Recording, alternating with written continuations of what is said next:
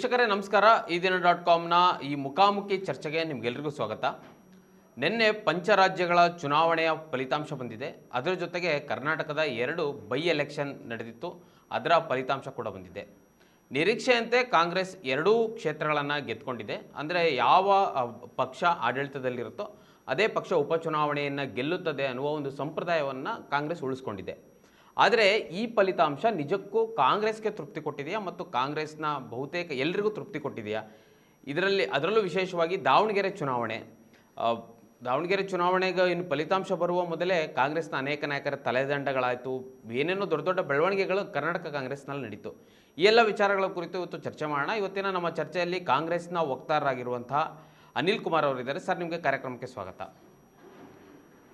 ಇನ್ನೊಬ್ಬರು ಹಿರಿಯ ಪತ್ರಕರ್ತರಾಗಿರುವಂತಹ ರವಿಕುಮಾರ್ ಟೆಲೆಕ್ಸ್ ಅವರಿದ್ದಾರೆ. ಸರ್, ನಿಮಗೂ ಕಾರ್ಯಕ್ರಮಕ್ಕೆ ಸ್ವಾಗತ. ನಮಸ್ತೆ. ನನ್ನ ಮೊದಲನೇ ಪ್ರಶ್ನೆ ಅನಿಲ್ ಕುಮಾರ್ ಸರ್, ನಿಮಗೆ ಏನು ಅನಿಸ್ತು ಸರ್ ನಿನ್ನೆ ರಿಸಲ್ಟ್ ನೋಡಿದಾಗ? ಖುಷಿ ಆಯ್ತು. ಎಲ್ಲೋ ಒಂದ್ ಕಡೆಯಿಂದ ನಮಗನ್ಸಿದ್ದಂತ ಒಂದು ಮಾರ್ಜಿನ್ ದಾವಣಗೆರೆಯಲ್ಲಿ ಬಂದಿಲ್ಲ ಅನ್ನೋ ದುಃಖ ಎಲ್ಲರಿಗೂ ಇದೆ. ಕೆಲವು ಜನ ಅದನ್ನ ವ್ಯಕ್ತಪಡಿಸ್ತಾ ಇದ್ದಾರೆ, ಕೆಲವು ಜನ ವ್ಯಕ್ತಪಡಿಸ್ತಾ ಇಲ್ಲ. ನಿನ್ನೆ ಮುಖ್ಯಮಂತ್ರಿಗಳು ಸಹ ಅದನ್ನೇ ಹೇಳಿದ್ರು. ಮುಖ್ಯಮಂತ್ರಿಗಳು ಹೇಳಿದ್ರು ಕೆಲವೊಂದು ಆಂತರಿಕವಾದಂತ ವಿಚಾರಗಳಿಂದ ನಮ್ಗೆ ಈ ತರದ್ದೊಂದು ರಿಸಲ್ಟ್ ನ ನೋಡುವಂತ ಸಂದರ್ಭ ನಮ್ಗೆ ಒದಗ್ ಬಂತು. ಹಂಗಾಗಿ ಮುಂದಿನ ದಿನಗಳಲ್ಲಿ ಈ ತರದ್ದು ಯಾವುದೇ ಘಟನೆ ನಡೀಬಾರ್ದು ಅನ್ನೋದು ಸಹ ಪ್ರತಿಯೊಬ್ಬ ಕಾರ್ಯಕರ್ತನ ಆಶಯ ಸಹ ಆಗಿದೆ. ಹಂಗಾಗಿ yes, we are happy. At the same time we are not so happy. Ravikumar sir, ಕಾಂಗ್ರೆಸ್ನಲ್ಲಿ ಟಿಕೆಟ್ ಹಂಚಿಕೆ ವಿಚಾರದಲ್ಲೇ ಮೊದಲಿಗೆ ಗೊಂದಲ ಶುರುವಾಗಿತ್ತು. ಅದನ್ನ ಎಲ್ಲರೂ ನೋಡಿದ್ರು. ಬಟ್ ಸಮರ್ಥ ಗೆಲುವಿಗೂ ಸಹ ಒಂದು ಅಡ್ಡಿ ಆಗಿತ್ತು. ಅಂದರೆ ಕಾಂಗ್ರೆಸ್ನಲ್ಲೇ ಬಂಡಾಯಗಳಿತ್ತು. ಸೊ ಈಗ ಸಮರ್ಥ ಗೆದ್ದಿದ್ದಾರೆ. ಏನನ್ಸುತ್ತೆ ಸರ್ ಇದಕ್ಕೆ? ಕಾಂಗ್ರೆಸ್ ನಿರೀಕ್ಷೆ ಏನು ಮಾಡಿತ್ತು? ಕಾಂಗ್ರೆಸ್ ಪಕ್ಷದ ಫಲಿತಾಂಶ ಅಷ್ಟು ಮಟ್ಟಿಗೆ ಮಾತ್ರ ಬಂದೇ ಅವರಿಗೆ ತೃಪ್ತಿ ಕೊಟ್ಟಿದೆ ಕಾಂಗ್ರೆಸ್ಗೆ. ಆದ್ರೆ ಶಾಮು ಶಿವಶಂಕರಪ್ಪನವರ ರಾಜಕೀಯ ಸಾಮ್ರಾಜ್ಯದಲ್ಲಿ ನಿರೀಕ್ಷೆ ಮಾಡಿದ್ರಲ್ಲ, ಆ ದೊಡ್ಡ ಪ್ರಮಾಣದ ಗೆಲುವು ದಕ್ಕಿಲ್ಲ ಅಂತಕ್ಕಂಥದ್ದು ಎಲ್ರಿಗೂ ಗೊತ್ತಾಗಿದೆ. ಆಮೇಲೆ ತುಂಬಾ ನಿರಾಯಾಸವಾಗಿ ಗೆಲುವನ್ನ ಸಾಧಿಸ್ಕೊಳ್ತಾ ಇದ್ರಲ್ಲ, ಇದುವರೆಗೂ ಕೂಡ ಅದು ಸಾಧ್ಯ ಆಗಿಲ್ಲ. ಅದಕ್ಕೆ ಏನೆಲ್ಲ ಕಾರಣಗಳಿದ್ದಾವೆ ಅಂತಕ್ಕಂಥದ್ದು ಈಗ ಜಗಜ್ಜಾಹೀರಾಗಿದೆ. ತುಂಬಾ ಒಂದೇ ಕುಟುಂಬದಲ್ಲಿ ಒಬ್ರು ಸಂಸದರಿದ್ರು, ಒಬ್ರು ಸಚಿವರಿದ್ದಾಗಲೂ ಕೂಡ ತಮ್ಮ ಮಗನಿಗೆ ಒಂದು ವಿಧಾನಸಭಾ ಟಿಕೆಟ್ ಅನ್ನ ತಪ್ಪಿಸ್ಕೊಂಡ ನಂತರದಲ್ಲೂ ಕೂಡ ಇಷ್ಟೊಂದು ಪ್ರಯಾಸ ಪೂರ್ವಕವಾಗಿ ಚುನಾವಣೆಯನ್ನ ಗೆದ್ದಿರೋದಿದೆಯಲ್ಲ, ಒಂದು ದೀರ್ಘ ನಿಟ್ಟುಸಿರನ್ನ ಸಾಮೂಹಿಕ ಕುಟುಂಬನೂ ಬಿಟ್ಟಿದೆ, ಕಾಂಗ್ರೆಸ್ ಕೂಡ ಬಿಟ್ಟಿದೆ ಅಂತ ಅನ್ಸುತ್ತೆ. ಅದಕ್ಕೆ ಚುನಾವಣೆಯ ಟಿಕೆಟ್ ಹಂಚಿಕೆಯ ಆರಂಭದಲ್ಲೇ ಬಂದಂತ ದೊಡ್ಡ ಸವಾಲು ಕಾಂಗ್ರೆಸ್ಗೆ ಇದ್ದಿದ್ದು ಇವತ್ತೆಲ್ಲ ಇಡೀ ರಾಜ್ಯ ನೋಡಿದೆ. ಸೊ ಆ ನಿಟ್ಟಿನಲ್ಲಿ ಈ ಗೆಲುವು, ಈ ಮಾರ್ಜಿನ್ ಏನಿದೆ 5,000 ಮಾರ್ಜಿನ್, 5,078 ಮತಗಳು, ಸೊ ಅದು ನಿರೀಕ್ಷಿತ ಪ್ರಮಾಣದ ಗೆಲುವಿನ ಅಂತರ ಅಲ್ಲ ಅಂತ ಹೇಳಿ ಕಾಂಗ್ರೆಸ್ಗೆ ಸಹಜವಾಗಿ ಅನಿಲ್ ಕುಮಾರ್ ಅವರು ಹೇಳಿದಂಗೆ so happy so not happy Congress ಮಟ್ಟಿಗೆ. ಅನಿಲ್ ಸರ್, ಮುಸ್ಲಿಮರು ಓಟ್ ಹಾಕೋದಿಲ್ಲ ಅಂತ ಪಟ್ಟಿಡ್ದು ಕೂತಿದ್ರು. ಅದರಲ್ಲೂ ನೀವು ಚುನಾವಣೆ ನಂತರದಲ್ಲಿ ಮುಸ್ಲಿಮರ ತಲೆದಂಡ ಆಯಿತು. ನಸೀರ್ ಅಹಮದ್ ಅವ್ರನ್ನ ತೆಗ್ದ್ರಿ, ಜಬ್ಬಾರ್ ಅವ್ರನ್ನ ತೆಗ್ದ್ರಿ. ಅದಕ್ಕೆ ದಾವಣಗೆರೆ ಉಪಚುನಾವಣೆಯೇ ಕಾರಣ ಕೊಟ್ರಿ. ಅದಕ್ಕಿಂತ ಮೊದಲು ನೀವು ಯಾವಾಗ ಪೈಲ್ವಾನ್ ಅವರಿಗೆ ಟಿಕೆಟ್ ಕೇಳಿದಾಗೂ ಕೊಡದೇ ಇದ್ದಾಗ ಮುಸ್ಲಿಮರು ಓಟ್ ಹಾಕಲ್ಲ ಅಂತ ಬಂಡಾಯ ಎದ್ದಿದ್ರು. ಮುಸ್ಲಿಂ ಅಭ್ಯರ್ಥಿಗಳನ್ನೋದಕ್ಕಿಂತ ಮತದಾರರೇ ಬಂಡಾಯ ಎದ್ದಿದ್ರು. ನಾವು ಕಾಂಗ್ರೆಸ್ಸಿಗೆ ಯಾವುದೇ ಕಾರಣಕ್ಕೂ ಓಟ್ ಹಾಕಲ್ಲ, ಬೇರೆ ಪಕ್ಷಕ್ಕೆ ಓಟ್ ಹಾಕ್ತೀವಿ ಅಂತ. ಹೇಗೆ ಓಟನ್ನು ಸೆಳೆದ್ರಿ ಸರ್? ಮೊದಲನೇದಾಗಿ ಹೇಳ್ಬೇಕು ಅಂದ್ರೆ ಇದೊಂದು ರಾಷ್ಟ್ರೀಯ ಪಕ್ಷ ಆಗಿದೆ. ಈ ರಾಷ್ಟ್ರೀಯ ಪಕ್ಷದಲ್ಲಿ ಕೆಲವೊಂದು ನಿಯಮ ನಿಷ್ಠೆಗಳನ್ನ ಎಲ್ಲಾ ರಾಷ್ಟ್ರೀಯ ಪಕ್ಷಗಳು ನಿರ್ವಹಿಸ್ತದೆ. ಅದೇ ತರ ಕಾಂಗ್ರೆಸ್ ಸಹ ಮಾಡ್ತದೆ. ಇಲ್ಲಿ ಮೈನಾರಿಟಿ ಓಟ್ಗಳು ಜಾಸ್ತಿ ಇದೆ. ಎಲ್ಲೋ ಒಂದ್ ಕಡೆಯಿಂದ ಮೈನಾರಿಟಿಗಳಿಗೆ ಟಿಕೆಟ್ ಕೊಡಬೇಕು ಕೊಡಬಾರ್ದು ಅನ್ನೋ ಚರ್ಚೆ 4 ಗೋಡೆ ಒಳಗಡೆ ಆಗ್ಬೇಕಾಗಿತ್ತು. ಅದು 4 ಗೋಡೆಗಳಿಂದ ಹೊರಗೆ ಬಂದಿರುವಂತದ್ದೇ ಒಂದು ದೊಡ್ಡ ಸಮಸ್ಯೆಯಾಗಿ ಕಂಡಿರುವಂತದ್ದು. ಈಗ coming back to the history, ಅಲ್ಲ, ಹಿಂದ ಮತದಾರರು ಇರೋದೇ ತಪ್ಪಂತನಾ? ಅಲ್ಲ, ಅಂದ್ರೆ ನಾನು ಹಂಗೆ ಹೇಳ್ತಾ ಇಲ್ಲ. ನಾನು ಹೇಳ್ತಾ ಇರೋದೇನು ಅಂತಂದ್ರೆ 4 ಗೋಡೆಗಳಲ್ಲಿ ಚರ್ಚೆ ಇರ್ಬೇಕಾಗಿತ್ತು. ಈ 4 ಗೋಡೆಗಳಿಂದ ಹೊರಗ್ ಬಂದಾಗ ಈ ತರದ್ದು ಮಾಧ್ಯಮಗಳಲ್ಲಾಗಿರ್ಬೋದು ಇಲ್ಲ ಚರ್ಚೆಗೆ ನಮಗ್ ನಾವೇ ಈಡ್ ಮಾಡ್ಕೊಟ್ಟಂಗ ಆಗುತ್ತೆ ಅನ್ನೋದೊಬ್ಬ ನಿಷ್ಠಾವಂತ ಕಾರ್ಯಕರ್ತನಾಗಿ ನಾನು ಹೇಳುವಂತದ್ದಷ್ಟೇ. ಆದ್ರೆ ಇಲ್ಲಿ ನೋಡಿ, ಪ್ರತಿಯೊಬ್ಬ ನಾಗರಿಕ ಯಾರು ಒಂದು ಕಾಂಗ್ರೆಸ್ ಪಾರ್ಟಿಯಲ್ಲಿ ಸದಸ್ಯನಾಗ್ತಾನೋ ಅವನು ಹೊರತುಪಡಿಸು ಸಹ ಯಾರಿಗೆ ಸಮಾಜದ ಕಳಕಳಿ ಯಾರಿಗಿರ್ತದೋ ಕಾಂಗ್ರೆಸ್ ಅಲ್ಲಿ ಟಿಕೆಟ್ ಕೇಳುವಂತ ಹಕ್ಕನ್ನ ಪ್ರತಿಯೊಬ್ಬರು ಪಡ್ಕೊಂಡಿದ್ದಾರೆ. ಯಾಕೆ ಅಂದ್ರೆ Congress is not a political party, it was a movement. Start ಆಗಿದ್ದು ಈ ದೇಶಕ್ಕಾಗಿ ಹೋರಾಟದಿಂದ ಸ್ಟಾರ್ಟ್ ಆಗಿರುವಂತ ಪಕ್ಷ ಇದು. ಪ್ರತಿಯೊಬ್ಬರಿಗೂ ಕೇಳೋದಕ್ಕೆ ಹಕ್ಕಿದೆ. ಎಟ್ ದ ಸೇಮ್ ಟೈಮ್ ಶಿಸ್ತು ಅನ್ನೋದು ಹಾಗಾದ್ರೆ ಸಹ ಕಾಂಗ್ರೆಸ್ ಒಂದು ಕೂಡ ಕುಟುಂಬ ರಾಜಕಾರಣವನ್ನು ಬೆಂಬಲಿಸುತ್ತೆ, ಪ್ರತಿಯೊಬ್ಬರು ಕೇಳಿದ್ರು. ನೋಡಿ, ಇದು ಬೇರೆ ಬೇರೆ ಸಬ್ಜೆಕ್ಟ್. ಕುಟುಂಬ ಬೇರೆ ಸಬ್ಜೆಕ್ಟ್, ಇತಿಹಾಸ ಬೇರೆ ಸಬ್ಜೆಕ್ಟ್. ನಾನು ಹೇಳ್ತಿರುವಂತದ್ದು ಇತಿಹಾಸ. ಈಗ ನನ್ನ ಇದ್ರೊಳಗೆ ಏನು ಅಂತಂದ್ರೆ, ಇತಿಮಿತಿಯೊಳಗಿರುವಂತದ್ದು ಏನು ಅಂತಂದ್ರೆ, ಕಾಂಗ್ರೆಸ್ ಪಕ್ಷದೊಳಗೆ ಮೈನಾರಿಟೀಸ್ಗಳು ಟಿಕೆಟ್ ಕೇಳಿದರೆ ತಪ್ಪಲ್ಲ. ಟಿಕೆಟ್ ಕೇಳಿ ಅದನ್ನ ಬಹಿರಂಗವಾಗಿ ಹೊರಗಡೆ ತಗೊಂಡ್ ಬಂದು ಅದ್ರ ಬಗ್ಗೆ ಚರ್ಚೆ ಮಾಡಿರುವಂತ ತಪ್ಪು ಅಂತ ಹೇಳ್ತಾ ಇದ್ದೀನಿ. ಬಿಟ್ರೆ ಅವ್ರಿಗೂ ಸಹ ಹಕ್ಕಿದೆ, ಬೇರೆಯವ್ರಿಗೂ ಸಹ ಹಕ್ಕಿದೆ. ಕೊನೆಗೆ ಇವರಿಬ್ರು ಹಕ್ಕನ್ನ ಮಂಡನೆ ಮಾಡಿದಾಗ ಹೈಕಮಾಂಡ್ ಡಿಸೈಡ್ ಮಾಡುತ್ತೆ ವಿನ್ನಿಂಗ್ ಫ್ಯಾಕ್ಟರ್ ಯಾರ ಹೆಸರ ಮೇಲೆ ಇದೆ ಅನ್ನೋದ್ರ ವಿಚಾರ ಅಂತ. ಸೊ ಈಗ ನಾವು ಇತಿಹಾಸ ನೋಡೋದಾದ್ರೆ ಸರ್, ಇತಿಹಾಸ ತಾವು ತೆಗೆದು ನೋಡೋದಾದ್ರೆ 2008ರಲ್ಲಿ ಡಿಲಿಮಿಟೇಷನ್ ಆಯ್ತು. 2008ರಲ್ಲಿ ದಾವಣಗೆರೆ ಸೌತ್ ಅನ್ನೋ ಒಂದು ಪ್ರತ್ಯೇಕ ಒಂದು ಕಾನ್ಸ್ಟಿಟ್ಯೂನ್ಸಿ ನಿರ್ಮಾಣ ಆಯ್ತು. 2013ರಲ್ಲಿ ಕೆಜೆಪಿ ಮತ್ತು ಬಿಜೆಪಿ ಎರಡು ಮನೆ ಬಾಗ್ಲಾದಾಗ ಆವಾಗ ಕಾಂಗ್ರೆಸ್ಗೆ ಬದ್ದಂತ ವೋಟನ್ನ ತಾವು ನೋಡ್ತಾ ಹೋದ್ರೆ ಭಾರತೀಯ ಜನತಾ ಪಾರ್ಟಿ ಅವತ್ತು 4ನೇ ಸ್ಥಾನದಲ್ಲಿ ಕುಸಿತು. 2ನೇ ಸ್ಥಾನಕ್ಕೆ JDS ಬಂದಿತ್ತು. 26, ಇಫ್ ಐಮ್ ನಾಟ್ ರಾಂಗ್, 26,645 ಊಟನ್ನು ತಗೊಂಡಿದ್ರು ಅವರು. ಸೈಯದ್ ಶಫಿವುಲ್ಲಾನು ಏನೋ ಅವ್ರ ಹೆಸರು, JDS ಪಾರ್ಟಿನ. ಅಂದ್ರೆ ಇಲ್ಲಿ ಮೈನಾರಿಟೀಸ್ ಯಾವಾಗ ಒಂದು ಕೋಪ ಇದ್ದಾಗ ಅವ್ರಿಗೆ ಓಟ್ ಹಾಕಿರುವಂತದ್ದು ಸರ್ವೇ ಸಾಮಾನ್ಯ ಇದೆ. ಆದ್ರೆ ಒಂದು ತಿಳ್ಕೊಂಬಿಡಿ, ರಾಜಕೀಯದಲ್ಲಿ ಯಾವುದೇ ಒಂದು ಜಾತಿಯ ಒಂದು ಮತಗಳು ಒಂದು ಪಾರ್ಟಿಗೆ ಸೀಮಿತವಾಗಿರುತ್ತೆ ಅನ್ನೋದು ನನ್ನ ಅನುಭವಕ್ಕೆ ಬಂದಂತೆ ಸುಳ್ಳು ಅನ್ನೋದು ನನ್ನ ಒಂದು ವಾದ. ಯಾಕೆ ಅಂತ ಹೇಳ್ತೀನಿ.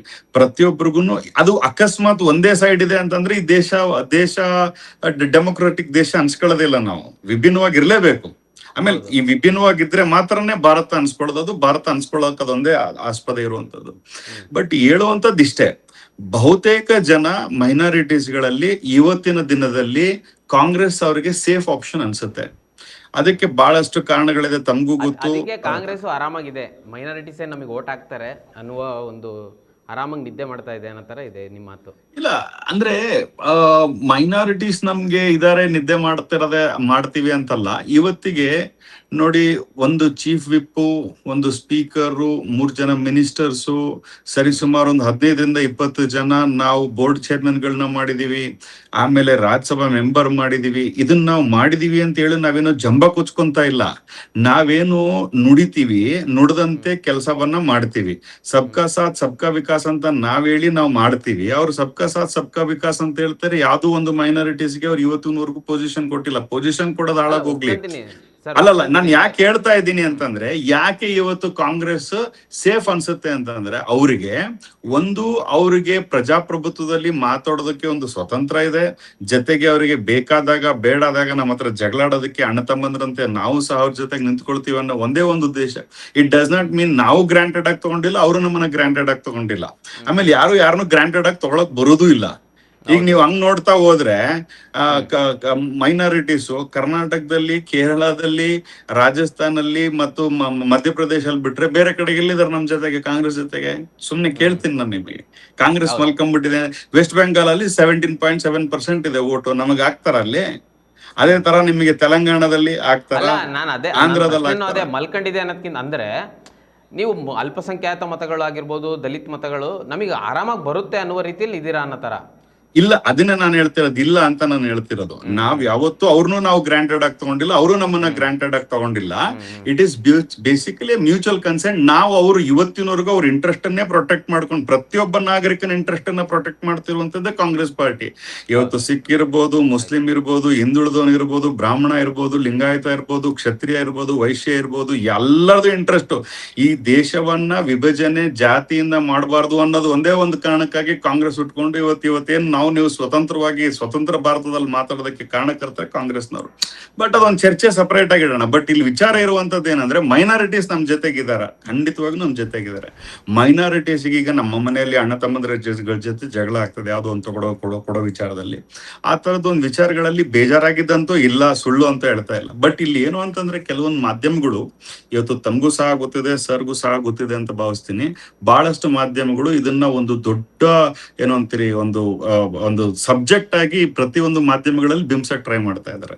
ಯಾಕೆ ಇದನ್ನ ಹೇಳ್ತಾ ಇದ್ದೀನಿ ಸ್ಪೆಸಿಫಿಕ್ ಆಗಿ ಅಂತಂದ್ರೆ, ಇವತ್ತು ನಾವು ಒಂದ್ ಓಟಿಂದ ಗೆದ್ರು ಸಹ ಗೆದ್ದಂಗೆ. ಸರ್ ಗೊತ್ತ ಜ್ಞಾಪಕ ಇರ್ಬೋದು, ನಮ್ಮ ಧ್ರುವ ನಾರಾಯಣ್ ಅವರು ಒಂದ್ ಓಟಲ್ ಗೆದ್ದಿದ್ರು. ಧ್ರುವ ನಾರಾಯಣ ಒಂದ್ ಓಟಲ್ ಗೆದ್ದಿದ್ರು. ಅಂದ್ರೆ ನಾವು ಯಾಕೆ ಇದನ್ನೆಲ್ಲ ಮರಿಬಾರದು ಅಂದ್ರೆ, ಪಾಲಿಟಿಕ್ಸ್ ತರನೇ ನೋಡ್ಬೇಕು. ಪಾಲಿಟಿಕ್ಸ್ ನ ಒಂದು ಜಾತಿ ಅದೇ ಈಗ ಫಾರ್ ಎಕ್ಸಾಂಪಲ್ 26,000 2013 ತಗೊಂಡಿದ್ರಲ್ಲ, ಅವಾಗ ಹಂಗಂದ್ರೆ ಅವತ್ತು ಸೊ ಈ political calculations, win is win, loss is a loss, end of the day. But ನಮಗಿರುವಂತ ಇಂಟ್ರೆಸ್ಟ್ ಏನು ಅಂದ್ರೆ, ಎಲ್ಲೋ ಒಂದ್ ಕಡೆಯಿಂದ ಈ ತರದ ವಿಚಾರಗಳು ನಮ್ಮ ಮನೆಯಲ್ಲಿ ನಡಿಬೇಕಾಗಿತ್ತು, ಹೊರಗಡೆ ಬಂತು. ಅದನ್ನ ನಮ್ಮ ಹೈಕಮಾಂಡ್ ಸಹ ಸರಿ ಮಾಡ್ತೀನಿ ಅಂತ ಪಣ ತೊಟ್ಟಿದೆ. ಡಿ ಕೆ ಶಿವಕುಮಾರ್ ಸಾಹೇಬರು ಸಹ ಪಣ ತೊಟ್ಟಿದ್ದಾರೆ. ಸಿದ್ದರಾಮಯ್ಯ ಸಾಹೇಬರು ಆಲ್ರೆಡಿ ಬಹಳಷ್ಟು ಆಕ್ಷನ್ಸ್ ಗಳು, ಪರ್ಮಿಟೇಷನ್ಸ್, ಕಾಂಬಿನೇಷನ್ಸ್ ಗಳಲ್ಲಿ ವರ್ಕ್ ಮಾಡಿ ಯಾರ್ಯಾರಿಗೆ ಏನೇನು ಸುದ್ದಿ ಮುಟ್ಸ್ಬೇಕು ಅದನ್ನ ಮುಟ್ಸಿದ್ದಾರೆ. ಅಲ್ಲ ಸರ್, ಅಲ್ಲ, ಈಗ ಜಬ್ಬಾರ್ ಅವ್ರಿಗೆ ನೀವು ತಲೆದಂಡ ಮಾಡಿದಾಗ ಒಂದು ಕಾರಣ ಕೊಟ್ರಿ, ಅವರು ಎಲೆಕ್ಷನ್ ಕ್ಯಾಂಪೇನಿಗೆ ಬರಲಿಲ್ಲ, ಇದೆಲ್ಲ ಓಕೆ ಒಪ್ಕೊಳ್ಳೋಣ. ಆದರೆ ನಸೀರ್ ಅಹಮದ್ ಅವ್ರಿಗೆ ಯಾಕೆ ಸರ್ ತಲೆದಂಡ ಮಾಡಿದಾಗಾದ್ರೆ? ಸೊ ಇದು ನೋಡಿ, ಇದು ಏನಾಗುತ್ತೆ, ಈ ಕೆಲವೊಂದು ವಿಚಾರಗಳನ್ನ ನಾವು ಬಹಿರಂಗವಾಗಿ ಮಾಧ್ಯಮಗಳಲ್ಲಿ ಹೇಳಕ್ ಆಗೋದಿಲ್ಲ. ಈಗ ಯಾವುದೇ ಒಬ್ಬ ಪಾರ್ಟಿ ಪರ್ಸನ್ ಅನ್ನ ಅಷ್ಟು ಈಸಿಯಾಗಿ ಯಾವುದೇ ಒಂದು ಪೊಲಿಟಿಕಲ್ ಪಾರ್ಟಿ ತೆಗಿಯೋದಿಲ್ಲ. ಆಮೇಲೆ ತಾವು ಒಂದ್ ತಿಳ್ಕೊಳ್ಳಿ, ನಸೀರ್ ಸಾಹೇಬ್ರು ಬಂಗಾರಪ್ಪ ಸಾಹೇಬ್ರು ಕ್ಯಾಬಿನೆಟ್ ಅಲ್ಲಿ ಮಿನಿಸ್ಟರ್ ಆಗಿದ್ದಂತವ್ರವ್ರು, ಹೌದು ಆಯ್ತಾ. ಸೊ ಇವತ್ತು ನೆನ್ನೆ ಬಂದಿರುವಂತ ರಾಜಕಾರಣಿ ಅಲ್ಲ. ಎಲ್ಲೋ ಒಂದ್ ಕಡೆಯಿಂದ ಒಂದು ಎಮೋಷನ್ಸ್ ಅಲ್ಲಿ ಕೆಲವೊಂದು ಸಂದರ್ಭದಲ್ಲಿ ಕೆಲವೊಂದು ತಪ್ಪುಗಳು ನಡೆದೋಗಿರ್ತದೆ. ಹಂಗಾಗಿ ಒಂದು ಶಿಸ್ತಿನ ಕ್ರಮಕ್ಕಾಗಿ ಕೆಲವೊಂದು ಸರಿ ನಾವು ಪಾರ್ಟಿ ಅದನ್ನ ತಗೊಳ್ಬೇಕಾದಂತ ಸಂದರ್ಭಕ್ಕೂ ಬರ್ತದೆ. ಬಂದಾಗ ಆ ತರದೊಂದು ಏನಾದ್ರು ಪರ್ಮುಟೇಷನ್ ಕಾಂಬಿನೇಷನ್ ಇದೆ, ಶಿಸ್ತಿನ ಕ್ರಮ ಅಲ್ಲ. ನೋಡಿ ಸರ್, ಒಂದ್ ಕೈಯಿಂದ ಅಂತ ಚಪ್ಪಾಳೆ ಹಾಕ್ಲಿಕ್ಕೆ ಸಾಧ್ಯ ಇರ್ಲಿಕ್ಕಿಲ್ಲ. ಸೊ ಹಂಗಾಗ್ಬಿಟ್ಟು ಏನೋ ಒಂದ್ ಕಡೆಯಿಂದ ತಪ್ಪು ನಡೆದಿರುವಂತ ಒಂದು ಹಿನ್ನೆಲೆ ಇಟ್ಕೊಂಡೆ KPCC ಅವರು, ಆಮೇಲೆ AICC ಅವರು ಈ ತರದೊಂದು ಡಿಸಿಷನ್ ಗಳನ್ನ ತಗೊಂಡಿರ್ತಾರೆ. ಈ ಡಿಸಿಷನ್ಸ್ ಗಳು ತಗೊಳಕ್ಕಿಂತ ಮುಂಚೆ ಅವ್ರ ಬಗ್ಗೆ ಅವ್ರ ಹತ್ರ ಇದ್ರ ಚರ್ಚೆನೂ ಸಹ ಮಾಡಿರ್ತಾರೆ. ಅದು ಇಲ್ಲ ಅಂತ ಹೇಳ್ಬೋದು, ಇದೆ ಅಂತ ಹೇಳ್ಬೋದು. ನಾನು ಸಕ್ರಿಯವಾಗಿ 30 ವರ್ಷದಿಂದ ರಾಜಕಾರಣದಲ್ಲಿದ್ದೀನಿ. ನನಗ್ ಗೊತ್ತಿರೋ ಅಷ್ಟ್ರೊಳಗೆ ಏನೇ ಡಿಸಿಷನ್ಸ್ ಗಳು ತಗೊಂಡ್ರು ಸಹ ಒಂದು ಕ್ಲಾರಿಫಿಕೇಶನ್ ಅಂತ ಕೇಳ್ತಾರೆ. ಕ್ಲಾರಿಫಿಕೇಶನ್ ಕೇಳಿಲ್ಲ ಅನ್ನೋದು ಸ್ವಲ್ಪ ಜನರು ವಾದ ಸಹ ಇದೆ, ಇಲ್ಲ ಅಂತ ಹೇಳ್ತಾ ಇಲ್ಲ. ಬಟ್ ಮುಖ್ಯಮಂತ್ರಿಗಳು ಮಾತಾಡ್ತೀನಿ. ರವಿಕುಮಾರ್ ಸರ್, ಭಾಳ ಮುಖ್ಯವಾಗಿ ವೋಟ್ ಶೇರಿಂಗ್ ವಿಚಾರ ನೋಡಿದಾಗ BJP ಅಂದರೆ ಈ ದಕ್ಷಿಣ ಕ್ಷೇತ್ರದಲ್ಲೇ ಅನೇಕ ವೋಟ್ ಶೇರಿಂಗ್ ಆಗಿದೆ. ಅದರಲ್ಲೂ BJP ತುಂಬ ವೋಟ್ ಶೇರಿಂಗ್ ತೊಗೊಂಡಿದೆ. ಆದರೆ ಈಗ STPI ಎಂಟ್ರಿ ಆಗಿದೆ. ಈ STPIಗೂ ಒಂದು 18,000 ಮತಗಳನ್ನು ತೊಗೊಂಡಿದೆ. ಸೊ ಇದೇನು ಸಾಮಾನ್ಯವಾದದ್ದಲ್ಲ. ನಾಳೆ ದಿನ ಇದು ಮತ್ತೆ ಬದಲಾವಣೆ ಆಗ್ಬೋದು. ಅಂದರೆ ಈಗ ಅಲ್ಲಿ ಮುಸ್ಲಿಮರೇ ಜಾಸ್ತಿ ಇರೋದು ಅನ್ನೋದು ಗೊತ್ತಿರೋದ್ರಿಂದ ಇದು ನಾಳೆ ದಿನ ಬೇರೆ ರೀತಿಯ ರಾಜಕೀಯ ಲೆಕ್ಕಾಚಾರಗಳಾಗ್ಬೋದು. ಇದ್ರ ಬಗ್ಗೆ ಏನು ಹೇಳ್ತೀರಾ ಸರ್ ನೀವು? ಇಲ್ಲ ಮನೋಜ್, ಇದು ನಾನು ಏನ್ ಹೇಳಕ್ಕೆ ಹೊರಟಿದ್ದೆ ಅಂದ್ರೆ, ಈಗ ಏನ್ 18,000 ಚಿಲ್ಲರೆ SDPI ಕ್ಯಾಂಡಿಡೇಟ್ ವೋಟ್ ತಗೊಂಡಿದೆಯಲ್ಲ, ಅದು ಗಿಫ್ಟ್ ಬೈ ಕಾಂಗ್ರೆಸ್ಸಿನ ಗಿಫ್ಟ್, ಅದು SDPIಗೆ ಕೊಟ್ಟಿದ್ದ ಗಿಫ್ಟ್. ನನಗೆ ಮೂಲ ಪ್ರಶ್ನೆ ಇರೋದು, ಒಂದು ಸರಳವಾಗಿ ದಾವಣಗೆರೆಯ ಟಿಕೆಟ್ ಅನ್ನ ಫೈನಲೈಸ್ ಮಾಡ್ತಕ್ಕಂಥ ಅದು ಯಾರಿಗೆ ಕೊಟ್ಟಿರ್ಲಿ, ಸೊ ನೀವು ಶಾಮ ಕುಟುಂಬಕ್ಕೆ ಕೊಡಿ, ಅಥವಾ ಮುಸ್ಲಿಂ ಕಮ್ಯುನಿಟಿಗೆ ಕೊಡಿ, ಅಥವಾ ಹಿಂದ ವರ್ಗದವ್ರು ಯಾರಿಗೆ ಬೇಕಾದ್ರೆ. ಆದ್ರೆ ಆ ಕೊಡುವ ವಿಚಾರವನ್ನೇ ಪಾರ್ಟಿ ನೆಲೆಯಲ್ಲಿ ತುಂಬಾ ಗಂಭೀರವಾಗಿ ಯೋಚನೆ ಮಾಡದೆ ಇಷ್ಟೆಲ್ಲ ಗೊಂದಲಕ್ಕೆ ಪಾರ್ಟಿ ಕಡೆಯಿಂದನೇ ಅವಕಾಶವನ್ನು ಮಾಡಿಕೊಟ್ಟಿರ್ಬೋದು ಅಂತ ಅನಿಸ್ತಾ ಇದೆ. ಯಾಕೆ ಅಂತ ಹೇಳ್ಲಿಕ್ಕೆ, ನೀವು ಎಲ್ಲಾ ಸಮುದಾಯಗಳಿಗೆ, ಈಗ ಅನಿಲ್ ಕುಮಾರ್ ಅವರು ಹೇಳಿದಂಗೆ ಎಲ್ಲಾ ಪಕ್ಷಗಳಲ್ಲೂ ಯಾವ ಸಮುದಾಯಗಳು ತಮ್ಮ ಹಕ್ಕನ್ನ ಕ್ಲೈಮ್ ಮಾಡೋದ್ರಲ್ಲಿ ಡೆಮಾಕ್ರೆಟಿಕ್ ಸೆಟಪ್ ನಲ್ಲಿ ಅದಕ್ಕೆ ಅವಕಾಶ ಇದೆ ಅಂತ ಅವ್ರು ಹೇಳಿದ್ದಾರೆ. This is well fine statement. So ನೀವು ಅವ್ರನ್ನ ಕೇಳ್ತಾ ಇರೋ ಸಂದರ್ಭದಲ್ಲೇ ನಿಮ್ಮ ಪಕ್ಷದ ಸಚಿವರು ಮತ್ತು ಸಂಸದರು ತಮ್ಮ ಮಗನನ್ನ ಕರ್ಕೊಂಡು ಹೋಗಿ ನಾಮಿನೇಷನ್ ಮಾಡಿಸ್ತಾರೆ. ಅದರ್ಥ ಏನು? ಪಾರ್ಟಿಯಲ್ಲಿ ಟಿಕೆಟ್ ಯಾರಿಗೆ ಕೊಡ್ಬೇಕು ಅಂತ ಹೇಳ್ಬಿಟ್ಟು ಇನ್ನು ಚರ್ಚೆ ನಡೆದಿರಲಿಲ್ಲ ಅಂತ ನಾನು ಅಂದ್ಕೊಂಡಿದ್ದೀನಿ. ಅಥವಾ ಡಿಸಿಷನ್ ಆಗಿರ್ಲಿಲ್ಲ, ಏನೋ ಯೋಚನೆ ಮಾಡ್ತಾ ಇತ್ತು ಹೈಕಮಾಂಡ್, ಪಾರ್ಟಿ ಪ್ರೆಸಿಡೆಂಟ್, ಮುಖ್ಯಮಂತ್ರಿಗಳು, ವಕ್ತಾರರು ಕೂಡ, ಎಲ್ಲರೂ ಕೂಡ ಏನೋ ಚರ್ಚೆ ಮಾಡ್ತಾ ಇದ್ರು ಅನ್ನುವ ಕಾಲಘಟ್ಟದಲ್ಲಿ ಸಡನ್ ಆಗಿ ಹೋಗಿ ಅದು it is not against the party discipline, ಒಂದ್ ಪ್ರಶ್ನೆ. ಸೊ ಈಗಿರ್ಬೇಕಾದ್ರೆ ಒಂದು ಪಕ್ಷವನ್ನ ಮಲ್ಲಿಕಾರ್ಜುನ್ ಅವರು ಒಂದು ಸ್ಟೇಟ್ಮೆಂಟ್ ಕೊಡ್ತಾರೆ, ಜಮೀರ್ ಅಹಮದ್ ಯಾರು ನನ್ನ ಕ್ಷೇತ್ರದಲ್ಲಿ ಪ್ರಶ್ನೆ ಮಾಡೋದಕ್ಕೆ, ಅಲ್ಲಿಂದ ಟ್ರಿಗರ್ ಆಗಿದ್ದು ಇಶ್ಯೂ. ಸೊ ಹಾಗಿದ್ದಾಗ ಒಂದು ಸಮುದಾಯದ ನಾಯಕನನ್ನ ಈ ರೀತಿ ಪ್ರಶ್ನೆ ಮಾಡಿದ್ರೆ, ಅಥವಾ ಒಂದು ವಸಾಹತುಶಾಹಿ ಮನಸ್ಥಿತಿಯನ್ನ ವ್ಯಕ್ತ ಆದಾಗ ಎಲ್ಲಿದೆ ಪಾರ್ಟಿ ಡಿಸಿಪ್ಲಿನು? ಈ ಪ್ರಶ್ನೆಯಿಂದ ದೊಡ್ಡ ವಿವಾದ ಆಯ್ತು. ಸೊ ಅದು ಎಲ್ಲಿಗೆ ಹೋಗಿ ನಿಲ್ತು ಅಂದೀಗ ಅಲ್ಪಸಂಖ್ಯಾತ ಸಮುದಾಯದವರ ಮೇಲೆ ಶಿಸ್ತು ಕ್ರಮವನ್ನ ಜರುಗಿಸುವ ಮಟ್ಟಕ್ಕೆ ಹೋಗಿದೆ. ಚುನಾವಣೆ ಮತದಾನ ಮುಗಿತಿದ್ದೇನೆ ಫಲಿತಾಂಶ ಬರುವ ಮುಂಚೆಯೇ ಶಿಸ್ತು ಕ್ರಮಕ್ಕೆ ಹೋಗಿದ್ದಾರೆ. ಅಂದ್ರೆ ಎಲ್ಲ ಒಂದು ಕಡೆ ಮತ ಪ್ರಮಾಣ ಕಡಿಮೆ ಆಗ್ಬೋದು, ಅಥವಾ ಸೋಲು ಕಟ್ಟಿಟ್ಟ ಬುತ್ತಿ ಪರಿಸ್ಥಿತಿ ನೋಡಿದಾಗ ಕಾಣ್ತಿದೆ ಅಂತಕ್ಕಂಥ ಆತಂಕ ಕಾಂಗ್ರೆಸ್ ಪಾರ್ಟಿಗೆ ಇರ್ಬೋದಿತ್ತು. ಆ ಕಾರಣಕ್ಕೆ ಅಲ್ಪಸಂಖ್ಯಾತರನ್ನ ನಡೆಸಿಕೊಂಡ ರೀತಿ ಇದೆಯಲ್ಲ, ಇದನ್ನ ಒಪ್ತಾ ಇಲ್ಲ ಯಾರು. ನೀವು ಕನ್ವೆ ಮಾಡಬೇಕಿತ್ತು, ಅಲ್ಪಸಂಖ್ಯಾತ ಸಮುದಾಯಕ್ಕೆ ಕನ್ವಿನ್ಸ್ ಮಾಡಬೇಕಿತ್ತು. ನೀವು ನೋಡಿ, ಈ ಸರಿ ಚುನಾವಣೆಯನ್ನ ನೀವು ಆಯಾ ಕುಟುಂಬಕ್ಕೆ ಕೊಡ್ತೀವಿ, ಅನುಕಂಪದ ಆಧಾರದ ಮೇಲೆ ಚುನಾವಣೆ ಮಾಡ್ಬೇಕಾಗುತ್ತೆ ಬೈ ಎಲೆಕ್ಷನ್ಸ್ ಗಳಲ್ಲಿ, ಸೊ ಇದು ಬೇರೆ ಕಾರಣಗಳಿದಾವೆ ಅಂತ ಕೊಟ್ಟು ಅಲ್ಪಸಂಖ್ಯಾತ ಸಮುದಾಯವನ್ನ ಕನ್ವಿನ್ಸ್ ಮಾಡಬೇಕಾಗಿತ್ತು. ಬಹಳ ದೊಡ್ಡ ವಿಪರ್ಯಾಸ ಅಂದ್ರೆ ಅಲ್ಪಸಂಖ್ಯಾತ ಸಮುದಾಯಕ್ಕೆ ಪೊಲಿಟಿಕಲ್ಲಿ ಪರ್ಯಾಯವಾದಂತ ಆಯ್ಕೆಗಳೇ ಇಲ್ಲದಂತ ಸಂದರ್ಭದಲ್ಲಿ ಅವರನ್ನು ಎಂತ ಸಂದಿಗ್ಧ ಸ್ಥಿತಿಗೆ ಸಿಗಿಸ್ತವೆ. ಇದು ಬಹಳ ಮುಖ್ಯ. ಇದು ಕಾಂಗ್ರೆಸ್ಸಿನ ಈ ವರ್ತನೆ ಬಹುಶಃ ಅಲ್ಪಸಂಖ್ಯಾತ ಸಮುದಾಯಕ್ಕೆ ಅಸಮಾಧಾನಗೊಂಡು SDPI ಪಾರ್ಟಿಗೆ ಒಂದಿಷ್ಟು ಓಟನ್ನ ಹರಿದು ಹೋಗಿದೆ. ಸೊ ನೀವು ಪಕ್ಷೇತರ ಅಭ್ಯರ್ಥಿಗಳೆಲ್ಲ ಸೇರಿ ಲೆಕ್ಕ ಹಾಕಿದ್ರೆ 21,000 ಓಟ್ ಆಗುತ್ತದೆ ಎಗೇನೆಸ್ಟ್ ಕಾಂಗ್ರೆಸ್. ಅದನ್ನ ನಾವು ಕಾಂಗ್ರೆಸ್ ವಿರುದ್ಧ ಅಂತಾನೆ ಅಂದ್ಕೊಳ್ಬೇಕು. ಸೊ ಮುಸಲ್ಮಾನರಿಗೆ ಕೋಮುವಾದಿ ಪಕ್ಷ ಬಿಜೆಪಿ ಗೆಲ್ಬಾರ್ದಿತ್ತು, ಆದ್ರೆ ಕಾಂಗ್ರೆಸ್ ನಮ್ಮ ಜೊತೆ ನಡ್ಕೊಂಡಂತ ರೀತಿಗೆ ಒಂದು ಪಾಠ ಕಲಿಸ್ಬೇಕು. ಸೊ ಅದು ಕಾಂಗ್ರೆಸ್ ಸೋಲಬಹುದಿತ್ತು, ಅಥವಾ ಅವರ ಸೋಲು ತುಂಬಾ ಪ್ರಯಾಸದಾಯಕವಾಗಿರ್ಬೇಕು. ನಮ್ಮನ್ನು ಬಿಟ್ಟರೆ ನಿಮ್ಮ ಗೆಲುವು ಸುಲಭ ಅಲ್ಲ ಅನ್ನೋ ಒಂದು ಮೆಸೇಜ್ ಅನ್ನ ಕೊಡಬೇಕಿತ್ತು. ಆ ನಿಟ್ಟಿನಲ್ಲಿ ಮುಸ್ಲಿಂ ಸಮುದಾಯ ಏನ್ ತೀರ್ಮಾನ ಮಾಡಿದೆ ಅದ್ರಲ್ಲಿ ಯಶಸ್ವಿಯಾಗಿದೆ ಅಂತ ನನಗನ್ಸುತ್ತೆ. ಯಾಕಂದ್ರೆ ಮಾರ್ಜಿನ್ ತಾತ 27,800 ಮತಗಳ ಲೀಡ್ ಅಲ್ಲಿ ಗೆದ್ದಿತ್ತು ತಾತ. ಸೊ ಮೊಮ್ಮಗನ ಮಾರ್ಜಿನ್ ಎಷ್ಟಾಗಿದೆ, ಅದ್ರಲ್ಲೂ ತುಂಬಾ ಎಲ್ಲಾ ಸಂಪನ್ಮೂಲಗಳನ್ನು ಇನ್ವೆಸ್ಟ್ಮೆಂಟ್ ಮಾಡಿದ್ದಾರೆ ರಾಜಕಾರಣದಲ್ಲಿ. ಶಾಮ್ನೂರ್ ಕುಟುಂಬ ತಮ್ಮ ರಾಜಕೀಯ ಸಾಮ್ರಾಜ್ಯವನ್ನು ಉಳಿಸ್ಕೊಳ್ಳೋದಕ್ಕೆ. ಇನ್ನೊಂದು ಬಹಳ ಮುಖ್ಯವಾಗಿ ಸೈಫುಲ್ಲಾ ಅವ್ರದ್ದು ಕೋಟ್ ಮಾಡಿದ್ರು ಅನಿಲ್ ಕುಮಾರ್ ಅವರು 2008ರಲ್ಲಿ. ಅವರಿಗೆ ಕಾಂಗ್ರೆಸ್ 2008 ನಾರ್ತ್ ಆದಾಗ ಹೆಲಿಕಾಪ್ಟರ್ ಅಲ್ಲಿ ಬಿ ಫಾರಂ ಕಳಿಸಿದ್ರು ಸೈಫುಲ್ಲಾ ಅವರಿಗೆ ಕಾಂಗ್ರೆಸ್ ಪಕ್ಷ. ಆ ಸೈಫುಲ್ಲಾ ಅವರ ಹೆಸರನ್ನ ಕಾಟ್ ಮಾಡಿ ಯಾರ ಹೆಸರನ್ನ ಬರ್ಕೊಂಡಿದ್ರು. ಕೊನೆಗೆ 2008ರಲ್ಲಿ ಕಾಂಗ್ರೆಸ್ ಅಭ್ಯರ್ಥಿನೇ ಇರ್ಲಿಲ್ಲ, ರಿಜೆಕ್ಟ್ ಆಗಿ ಬಿ ಫಾರಂ. ಅವಾಗ ಬಿಜೆಪಿಯ ರವೀಂದ್ರನಾಥ್ ಅವರು ಆರಾಮಾಗಿ ಗೆದ್ದು ಬಿಟ್ರು. ಸೊ ಇಲ್ಲಿಂದ ಆರಂಭ ಆಗುತ್ತೆ. ಅಂದ್ರೆ ಇದು ಯಾಕೆ ಮುಸಲ್ಮಾನ್ ಅಲ್ಪಸಂಖ್ಯಾತರ ಜೊತೆಗೆ ಈ ರೀತಿಯ ಒಂದು ಅನ್ಯಾಯ ನಡೀತಾ ಇದೆ, ಇದನ್ನ ಯಾರ್ಯಾಗಲಿ ಸಹಜವಾಗಿ ಕೇಳ್ತಾರೆ. ಆಮೇಲೆ ಅಲ್ಪಸಂಖ್ಯಾತ ಸಮುದಾಯ ಕಾಂಗ್ರೆಸ್ ನಲ್ಲಿ ಎಲ್ಲ ಅಧಿಕಾರವನ್ನ ಹಕ್ಕುಗಳನ್ನ ಕೇಳ್ತಕ್ಕಂಥ ಹಕ್ಕನ್ನ ಹೊಂದಿದೆ. ಯಾಕಂದ್ರೆ ಇವತ್ತಿನ ಪರಿಸ್ಥಿತಿಯಲ್ಲಿ ರಾಜಕೀಯ ವ್ಯವಸ್ಥೆಯೊಳಗೆ ಮುಸಲ್ಮಾನ್ ಸಮುದಾಯಕ್ಕೆ ಕಾಂಗ್ರೆಸ್ ಬಿಟ್ಟರೆ ಬೇರೆ ಪರ್ಯಾಯವಾದ ಆಯ್ಕೆ ಇಲ್ಲ ಅಂತಕ್ಕಂಥ ಪರಿಸ್ಥಿತಿಯನ್ನು ನಾವು ನೋಡ್ತಾ ಇದ್ದೀವಿ. ನಿರ್ಮಾಣ ಮಾಡಿದ್ದಾರು, ಆ ಪರಿಸ್ಥಿತಿಯನ್ನು ನಿರ್ಮಾಣ ಮಾಡಿದ್ದಾರು. ಈಗ ಆ ಪರಿಸ್ಥಿತಿಯನ್ನ ನಿರ್ಮಾಣ ಮಾಡಿದ್ದಾರು ಅಲ್ಲ, ಅವರಿಗೆ JDS ಒಂದು ಸಬ್ಸ್ಟಿಟ್ಯೂಟ್ ಪಾರ್ಟಿಯಾಗಿ ಇತ್ತು ರಾಜ್ಯದಲ್ಲಿ. ಆದ್ರೆ ಯಾವಾಗ JDS ಕಮ್ಯುನಲ್ ಪಾರ್ಟಿ ಜೊತೆ ಸೇರ್ಕೊಳ್ತು, ಅವಾಗ ಮೂರನೇ ಆಯ್ಕೆಯಾಗಿ ಕಾಂಗ್ರೆಸ್ ಬಿಜೆಪಿ ಅಲ್ಪಸಂಖ್ಯಾತರಿಗೆ ಒಂದು ರಾಜಕೀಯ ಆಯ್ಕೆ ಇಲ್ಲದಂಗೆ ಆಗಿದೆ. ಸೊ ಇದನ್ನ ಕಾಂಗ್ರೆಸ್ ಅಂಡರ್ ಎಸ್ಟಿಮೇಟ್ ಮಾಡಬಾರ್ದು.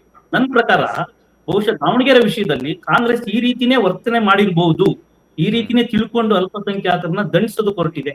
ಇದು ರಾಜಕೀಯ ವ್ಯವಸ್ಥೆ ಒಳಗೆ ಮುಂದಿನ ದಿನಗಳಲ್ಲಿ ಏನೆಲ್ಲ ಪರಿಣಾಮ ಆಗುತ್ತೋ ಗೊತ್ತಿಲ್ಲ. ಬಟ್ ದಾವಣಗೆರೆಯಲ್ಲಂತೂ ಕೂಡ ಕಾಂಗ್ರೆಸ್ ಅಲ್ಪಸಂಖ್ಯಾತ ಮತದಾರರು ಪನಿಷ್ ಮಾಡಿದ್ದಾರೆ, ಈ ಮಟ್ಟಿಗೆ ಪನಿಷ್ ಮಾಡಿದ್ದಾರೆ. ಯಾಕಂದ್ರೆ ಅಷ್ಟು ಸುಲಭವಾಗಿ ಚುನಾವಣೆಯನ್ನ ನಡೆಯಕ್ಕೆ ಬಿಟ್ಟಿಲ್ಲ ಕಾಂಗ್ರೆಸ್ಸಿಗೆ. ಅಂದ್ಕೊಂಡಂಗೆ ಚುನಾವಣೆ ಶಾಮನೂರು ಫ್ಯಾಮಿಲಿಯವರು ಅಥವಾ ಶಾಮನೂರು ಫ್ಯಾಮಿಲಿಗೆ ಬೆಂಬಲವಾಗಿ ನಿಂತ ಕಾಂಗ್ರೆಸ್ಸಿಗರು ಅಷ್ಟು ಸುಲಭವಾಗಿ ಚುನಾವಣೆಯನ್ನು ನಡೆಸಲಿಕ್ಕೆ ಅಲ್ಪಸಂಖ್ಯಾತರು ಅವಕಾಶ ಕೊಟ್ಟಿಲ್ಲ.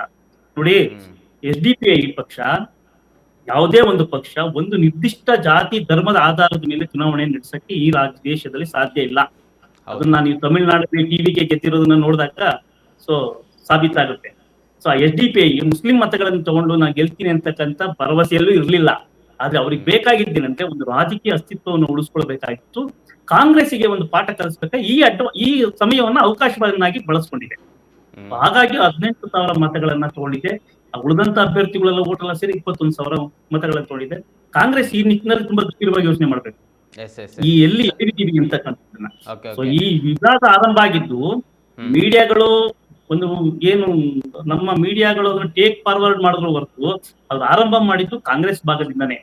ಸೊ ಇದನ್ನ ನಾವು ಗಂಭೀರವಾಗಿ ಯೋಚನೆ ಮಾಡ್ಬೇಕು ಅಂತ ಅನ್ಸುತ್ತೆ.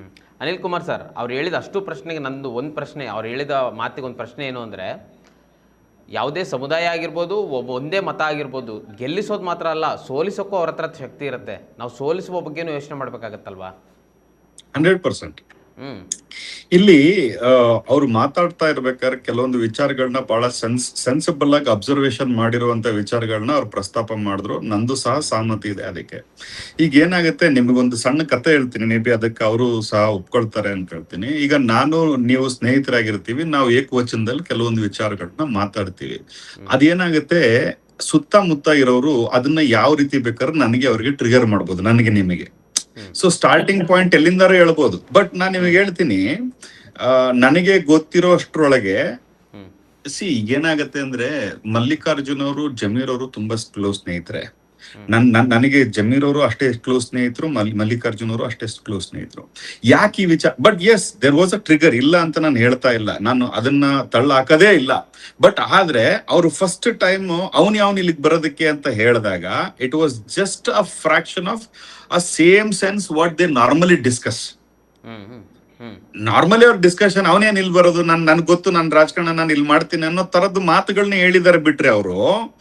ಆದ್ರೆ ಅದು ಅವ್ರಿಗೆ ಒಂದ್ ನಿಮಿಷ ಹೇಳ್ತೀನಿ. ಮಾತು ಬಂದಿದ್ದು ಯಾಕೆಂದ್ರೆ ಇದೇ ಮುಸ್ಲಿಮರಿಗೆ ಟಿಕೆಟ್ ಕೊಡ್ಬೇಕು ಅನ್ನುವ ವಿಚಾರದಲ್ಲೇ ಈ ಮಾತು ಬಂದಿದ್ದು. ಅಲ್ಲಲ್ಲ, ಹೇಳ್ತೀನಿ ನಿಮಗೆ.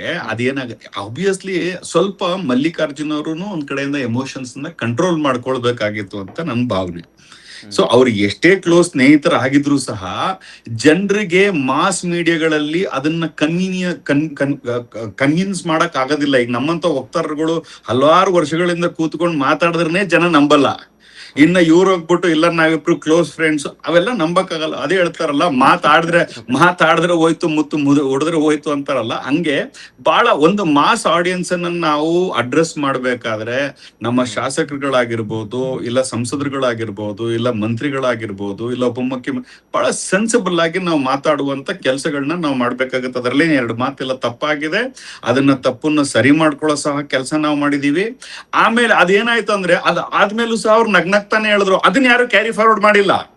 ನಿಮ್ಗೊಂದು ಹೇಳ್ತೀನಿ, ಅದು ಅವ್ರು ಅಷ್ಟೇ ಹೇಳಿದ್ದು ಕಲ್ಲಿಗೆ ನಿಲ್ಸ್ಲಿಲ್ಲ ಮಲ್ಲಿಕಾರ್ಜುನ್ ಅವ್ರು. ಅದಾಗಿದ್ಮೇಲೆ ನಗ್ನಗ್ತಾನೆ ಹೇಳ್ದ, ಅವ್ನು ನಮ್ಮ ಮನೆಗೆ ಬರ್ತಾನೆ, ನಾನು ಅವ್ನ ಮನೆಗೆ ಹೋಗ್ತೀನಿ, ನಾವಿಬ್ರು ಕ್ಲೋಸ್ ಫ್ರೆಂಡ್ಸ್, ಹೋಗಲೇ ಬರಲ್ಲ ಅಂತಾನೆ ಅದನ್ನ ಯಾರು ತಗೊಳ್ಳಿಲ್ಲ. ನೋ ಬಡಿ ಹ್ಯಾಸ್ ಟೇಕನ್. ಬಟ್ ಅದನ್ನೇ ಹೇಳೋದು, ಟುಡೇ ನೀವ್ ಏನೇ ಮಾಡ್ಬೇಕು ಅಂದ್ರೂ ಇವತ್ತು ರಾಜಕಾರಣದಲ್ಲಿ, ನಾನು ಇವತ್ತು ಬೆಳಗ್ಗೆ ಯಾರಿಗೋ ಹಿಂಗೆ ಮಾತಾಡ್ತಿರ್ಬೇಕಾದ್ರೆ ಸ್ಟಾಲಿನ್ ಅವ್ರ ವಿಚಾರ ಮಾತಾಡ್ತಿರ್ಬೇಕಾದ್ರೆ ಈ ವಿಚಾರ ಬಂತು. Stalin was one of the greatest performer. 11% growth ಕೊಟ್ಟ, ಹೈಯೆಸ್ಟ್ ಇನ್ವೆಸ್ಟ್ಮೆಂಟ್ ತಗೊಂಬಂದ, ಹೈಯೆಸ್ಟ್ ಬೆಸ್ಟ್ ಸೋಷಿಯಲ್ ವೆಲ್ಫೇರ್ ಸ್ಕೀಮ್ಗಳನ್ನ ತಗೊಂಬಂದ. After Siddaramaiah, I feel Stalin was one of the stalwarts of the country. But ಇವತ್ತು ನೋಡಿ, ಅಂತ ಒಂದು ದೊಡ್ಡ ಪರ್ಫಾರ್ಮರ್ ಗತಿ ಅಂತಂದ್ರೆ ಅವರೇ ಸೋಲುವಂತ ಪರಿಸ್ಥಿತಿಗೆ ಈ ದೇಶದ ಜನ ತಳ್ಳಿದ್ದಾರೆ. ಅಂದ್ರೆ ನಾನು ಏನ್ ಹೇಳ್ತಾ ಇದ್ದೀನಿ ಅಂದ್ರೆ, ಅಲ್ಲಲ್ಲ, ಅದು ಕೊಪ್ಪಳದಲ್ಲಿ ಸೋತಿದ್ರು, ಅದಾಗಿದ್ಮೇಲೆ ವರ್ಣದಲ್ಲೂ ಸೋತಿದ್ರು, ಅದು ಬೇರೆ ವಿಚಾರ. ನಾನ್ ಹೇಳ್ತಿರೋವಂಥದ್ದು ಏನು ಅಂದ್ರೆ, ಆಫ್ಟರ್ ಪರ್ಫಾರ್ಮೆನ್ಸ್ ನಾವ್ 2013 ಏನೇನ್ ಹೇಳಿದ್ವಿ ಅದನ್ನೆಲ್ಲಾ ಕೊಟ್ಟಾದ್ಮೇಲೆ ಸಹ ನಾವು ಸೋತ್ವಿ. ನಮಗ್ ಬೇಜಾರ್. ನನಗೆ ಅವಾಗ ಒಂದ್ ಅನ್ಸಿದ್ದೇನು ಅಂದ್ರೆ, ಒಂದು ಕ್ಲಾರಿಟಿ ಬಂದಿದ್ದೇನು ಅಂದ್ರೆ, elections are not one based on economics. Elections are one on controversies. Elections are basically one on narrations. ನಾವ್ ಏನ್ ನರೇಷನ್ಸ್ ಅನ್ನ ಈ ಜನರ ಮುಂದೆ ಇಡ್ತೀವಿ ಅದನ್ನ ಮಾತ್ರನೇ ಕನ್ಸ್ಯೂಮ್ ಮಾಡ್ಕೊಂತಾರೆ ಈ ದೇಶದ ಜನ ಅನ್ನೋದು ನನಗೆ ಈ ಎಲೆಕ್ಷನ್ಸ್ ಅಲ್ಲಿಂದ ಪ್ರೂವ್ ಆಯ್ತು. It is very evident and very clear. 2013 ಅನುಭವಿಸಿದ್ದೆ, ಅದನ್ನ ಎಕ್ಸ್ಪೀರಿಯನ್ಸ್ ಮಾಡಿದ್ದೆ. ಬಟ್ ಈ ಸರಿ ಅದನ್ನ ಅನುಭವಿಸೋದು ಎಕ್ಸ್ಪೀರಿಯನ್ಸ್ ಜೊತೆಗೆ ಪ್ರೂವ್ ಮಾಡದೆ, ಇದು ಎಲೆಕ್ಷನ್ಸ್ ಈ ದೇಶದಲ್ಲಿ ಒಂದು ಜಾತಿ ಮೇಲೆ ನಡೀತದೆ, ನೆಕ್ಸ್ಟ್ ಕಾಂಟ್ರವರ್ಸಿಸ್ಗಳ ಮೇಲೆ ನಡೀತದೆ, ಜೊತೆಗಿನ ಯಾವುದೇ ಕಾರಣಕ್ಕೂ ಎಕನಾಮಿಕ್ಸ್ ಮೇಲೆ ಈ ದೇಶದಲ್ಲಿ ಚುನಾವಣೆಗಳೇ ನಡೆಯಕ್ ಸಾಧ್ಯನೇ ಇಲ್ಲ. ಯಾಕೆ ಈ ವಿಚಾರನ ಹೇಳ್ತಾ ಇದ್ದೀನಿ ಅಂತಂದ್ರೆ, ಗ್ರೇಟೆಸ್ಟ್ ಪರ್ಫಾರ್ಮೆನ್ಸ್ ಅಂತ ಏನಿದ್ದಾರೆ ಈ ದೇಶದೊಳಗಡೆ, ಇವತ್ತು ನಡೆದಂತೆ ಸರ್ಕಾರಗಳು ಯಾವಾರು ಇದ್ರೆ ಅವಷ್ಟು ಸರ್ಕಾರಗಳು ನೀವು ತೆಗೆದು ಪರ್ಫಾರ್ಮೆನ್ಸ್ ನೋಡಿ, ಇನ್ ಆಲ್ ಟರ್ಮ್ಸ್. ಇವತ್ತು ಫಿಸಿಕಲ್ ಡೆಫಿಸಿಟ್ ನ ಕಂಟ್ರೋಲ್ ಮಾಡ್ಬೇಕು ಅಂತ ಸಿದ್ದರಾಮಯ್ಯನವ್ರು ಸಾಲ ಮಾಡ್ತಾ ಇಲ್ಲ. 58-60 ಸಾವಿರ ಕೋಟಿ ನಾವು ಡೈರೆಕ್ಟ್ ಆಗಿ DBT ಮಾಡ್ತಾ ಇದೀವಿ, ಅದರಿಂದ ಜನ ಖುಷಿ ಇದ್ದಾರೆ ಅಂತ ನಾವು ಅನ್ಕೊಂಡಿದೀವಿ. ಈಗ ನಾವು ಅದಕ್ಕಿಂತ ಜಾಸ್ತಿ ತಮಿಳ್ನಾಡಲ್ಲಿ ಕೊಟ್ಟಿದ್ರಲ್ಲ ಸ್ಟಾಲಿನ್ ಅವರು, ಅಲ್ಲೂ ಸಹ ಸ್ಟಾಲಿನ್ ಅವರು ಫೇಲ್ ಆಗಿದ್ದಾರೆ ಅಂತಂದ್ರೆ, ಎಲ್ಲೋ ಒಂದ್ ಕಡೆ ಈ ವಿಚಾರನ ಯಾಕೆ ಹೇಳ್ತಾ ಇದ್ದೀನಿ ಅಂದ್ರೆ, ಕಾಂಟ್ರವರ್ಸಿಸ್ಗಳು ಬೇಸಿಕಲಿ ಪೀಪಲ್ ಕನ್ಸ್ಯೂಮ್. ಈಗ ನಾವು ದಾರಿಯಲ್ಲಿ ನಡ್ಕೊಂಡು ಹೋಗ್ಬೇಕಾದ್ರೆ ಜಗಳ ಆಡ್ತಿದ್ರೆ ನಾವ್ ಇಬ್ರು ನಿಂತ್ಕೊಂಡು ನೋಡೋದಕ್ಕೆ ಇಷ್ಟಪಡ್ತೀವಿ, ಬಿಟ್ರೆ ಜಗಳ ಬಿಡ್ಸಕ್ ಹೋಗಲ್ಲ. This is in our DNA. ಅದ್ ಏನಾಗಿದೆ ಅಂತಂದ್ರೆ, ನಾನು ಇಷ್ಟೆಲ್ಲ ಸ್ಟೋರಿ ಯಾಕೆ ಹೇಳಿದೆ ಅಂದ್ರೆ, ಮಲ್ಲಿಕಾರ್ಜುನ್ ಅವರು ಮತ್ತು ಜಮೀರ್ ಅವ್ರ ಸಂಭಾಷಣೆ ಏನಿತ್ತು, ಇಟ್ ವಾಸ್ ಬೇಸಿಕಲಿ ಒಂದು ಆಡು ಭಾಷೆ, ಊರು ಭಾಷೆಗಳಲ್ಲಿ ಆಡಿದ್ದಂತ ಮಾತುಗಳಿತ್ತು. ಬಟ್ ಆಡಿರುವಂತ ಪ್ಲಾಟ್ಫಾರ್ಮ್, ಆಡಿರುವಂತ ಜಾಗ, ಆಡಿರುವಂತ ಯಾರು ಎದುರುಗಡೆ ಆಡಿದ್ದಾರೆ ಅದು ತಪ್ಪಾಗಿತ್ತು. ಅದೇನಾಯ್ತು, ಅಲ್ಲಿಂದ ಸ್ಪಾರ್ಕ್ ಆಯ್ತು, ಇಗ್ನಿಶಿಯೇಟ್ ಆಯ್ತು, ಅಲ್ಲಿಂದ ಈಗೋ ಆಯ್ತು, ಒಬ್ರಿಗೊಬ್ರು ಪರ್ಸನಲ್ ಆಗಿ ತಗೊಂಡ್ರು. ಅದಾಗಿದ್ಮೇಲೆ ಹೈಕಮಾಂಡ್, KPCC ಎಲ್ಲರೂ ತಮ್ಮ ಮಾಧ್ಯಮಗಳಲ್ಲಿ ಪ್ರತಿ ಒಂದನ್ನು ಅದು ಮಾಧ್ಯಮದ ಮುಂದೆ ಇದೆ, ಅದೆಲ್ಲರಿಗೂ ಗೊತ್ತಿದೆ.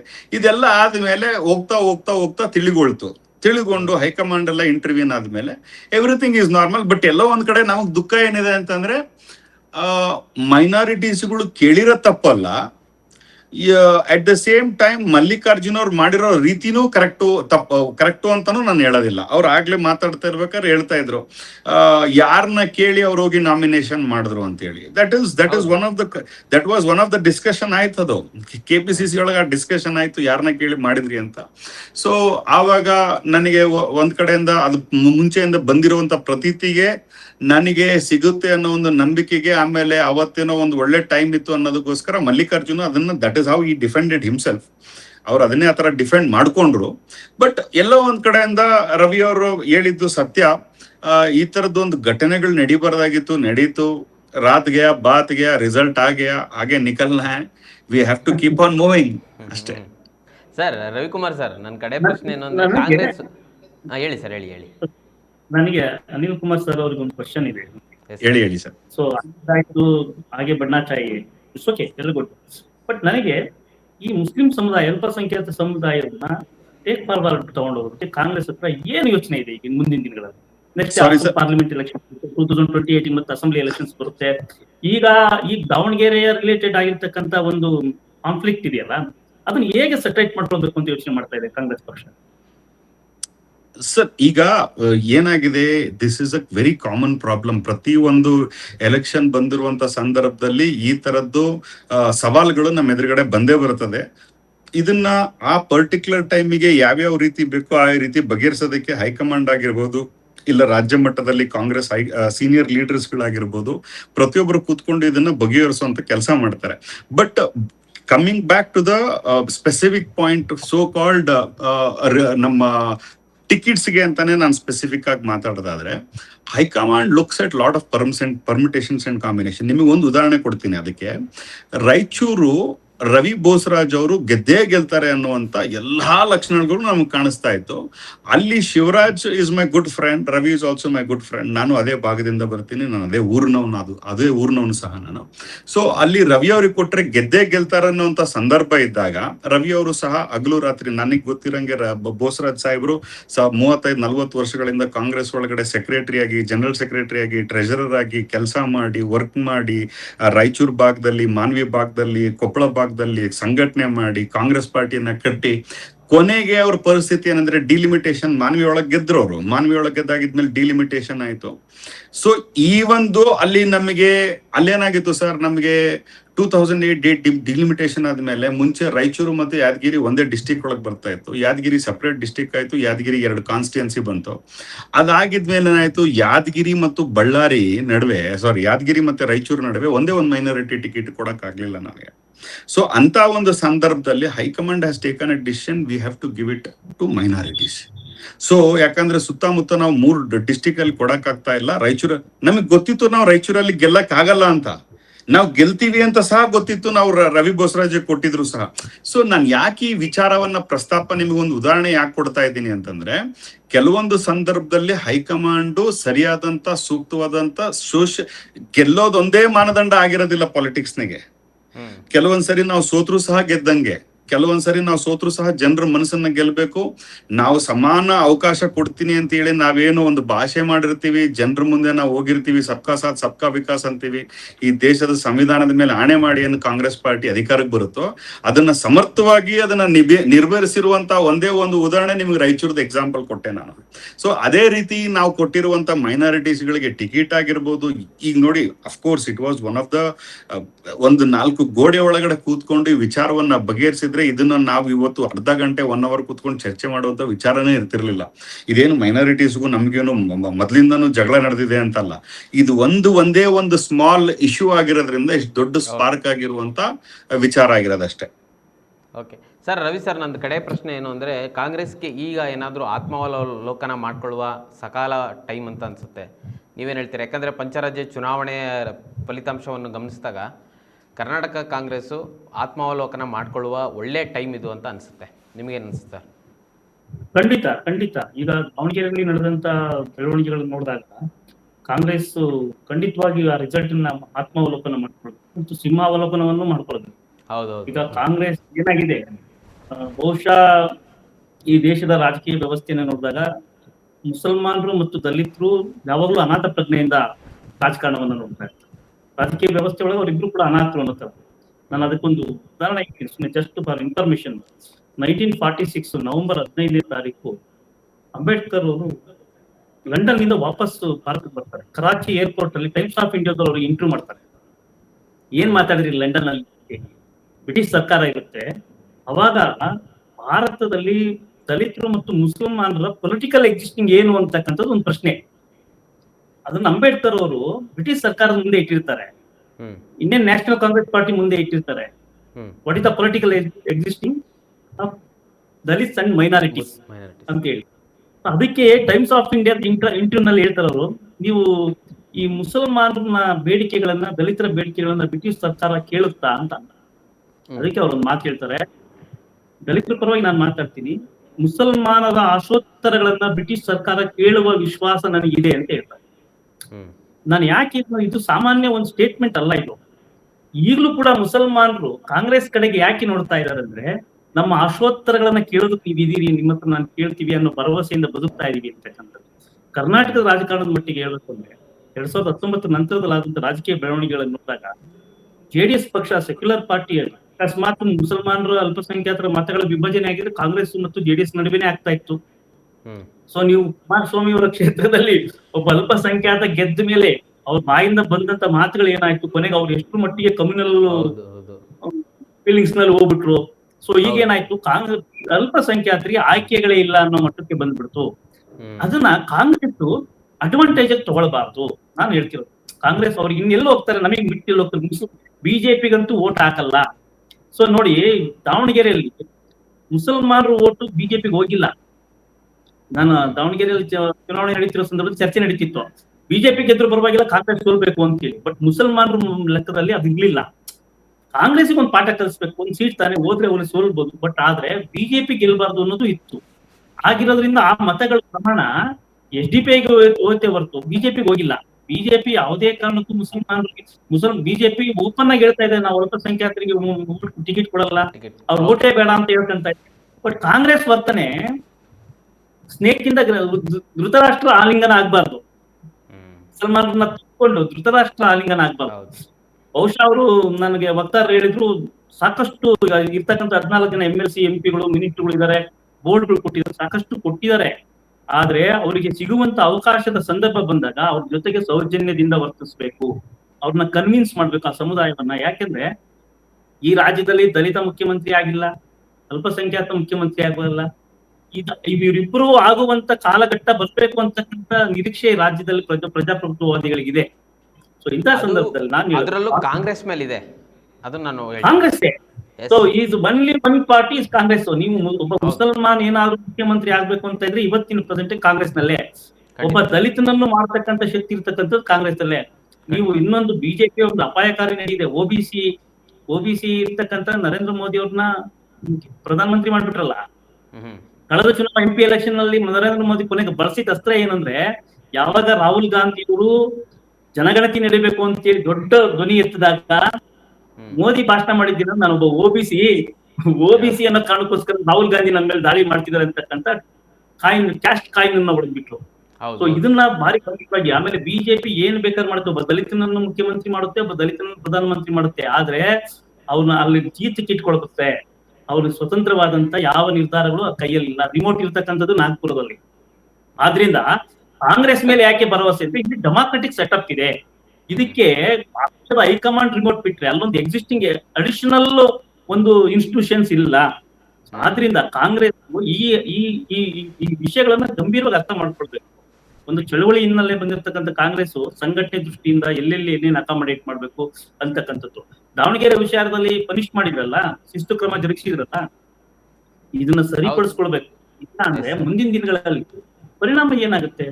ಸೊ ಆದ್ರಿಂದ ನಾನು ಕಾಂಗ್ರೆಸ್ಗೆ ಹೇಳೋದಿಷ್ಟೇ, ಸೊ ಯಾವ ಸಮುದಾಯ ನಿಮ್ಮ ಮೇಲೆ ಭರವಸೆ ಇಟ್ಟಿದೆ ಅಂದ್ರೆ ಆಶೋತ್ತರಗಳನ್ನ ನಾನು ಈಡೇರಿಸ್ಬೇಕು ಅಂತ ಕಾಯ್ತಾ ಇದೆ, ಅವ್ರ ಜೊತೆಗೆ ಅತ್ಯಂತ ಸೌಜನ್ಯ ಮತ್ತು ಅನುಕಂಪದಿಂದ ವರ್ತಿಸ್ಬೇಕು. ಸೊ ಅದು ಇಲ್ಲ ಅಂದ್ರೆ ಈ ಫಲಿತಾಂಶ ಏನಾಗುತ್ತೆ, ಮತ್ತೆ 2028 ಚುನಾವಣೆ ಬಂದಾಗ ಬೇರೆ ತರ ಬೆಳವಣಿಗೆಗಳು ಆಗುತ್ತೆ. ಆದ್ರಿಂದ ನಾನು ಹೇಳೋದಿಷ್ಟೇ, ಕಾಂಗ್ರೆಸ್ ಟೇಕನ್ ಫಾರ್ ಗ್ರಾಂಟೆಡ್ ಅಂತಕ್ಕಂಥ ಮನೋಧೋರಣೆಗೆ ಹೋಗ್ಬಾರ್ದು. ಅದ್ ಯಾವ ವ್ಯಕ್ತಿ ಇರ್ಬೋದು. ಆಮೇಲೆ ಕುಟುಂಬ ರಾಜಕಾರಣದ ವಿಷಯದಲ್ಲಿ ನಾವು ಶಾಮನೂರು ಶಿವಶಂಕರಪ್ಪನವರು ಶಿವಮೊಗ್ಗದ ಲೋಕಸಭಾ ಚುನಾವಣೆಯಲ್ಲಿ ನಾನೇ ಇದ್ದೆ ಸ್ಟೇಜ್ ಕೆಳಗೆ ಮೀಡಿಯಾ ಕೌಂಟರ್ ಅಲ್ಲಿ ರಾಘವೇಂದ್ರ ಗೆಲ್ಬೇಕು ಅಂತ ಓಪನ್ ಸ್ಟೇಟ್ಮೆಂಟ್ ಕೊಟ್ರು. ರಾಘವೇಂದ್ರ ಒಳ್ಳೆ ಕೆಲಸ ಮಾಡಿದ್ರೆ ಗೆಲ್ಬೇಕು ಅಂತ. Is BJP candidate. ಒಂದು ಸೆಕೆಂಡ್, ಲಿಂಗಾಯತ ಧರ್ಮದ ವಿಚಾರ ಬಂದಾಗ ಸಿದ್ದರಾಮಯ್ಯನವರು ಬೀದಿಯಲ್ಲಿ ನಿಂತು ಬಡದಾಡ್ತಿರ್ಬೇಕಾದ್ರೆ ಅವ್ರು ಅನುಭವಿಸಿದ ಇಕ್ಕಟ್ಟಿದೆಯಲ್ಲ, ಅಂತ ಸಂದರ್ಭದಲ್ಲಿ ಶಾಮನೂರು ಶಿವಶಂಕರಪ್ಪನವರು ಅವ್ರ ಜೊತೆ ನಿಲ್ಲಿಲ್ಲ. ಸೊ ಶಾಮನೂರು ಕುಟುಂಬ ಯಾವುದೇ ಸಂದರ್ಭದಲ್ಲೂ ಕೂಡ ಐಡಿಯಾಲಜಿಕಲಿ ಕಾಂಗ್ರೆಸ್ ಪಾರ್ಟಿಯನ್ನ ಬೆಂಬಲಿಸಿಲ್ಲ. ಇದು ಸತ್ಯ. ಅದೆಲ್ಲ ಎಲೆಕ್ಷನ್ ರಿವೀಲ್ ಆಗ್ಬಿಡ್ತು.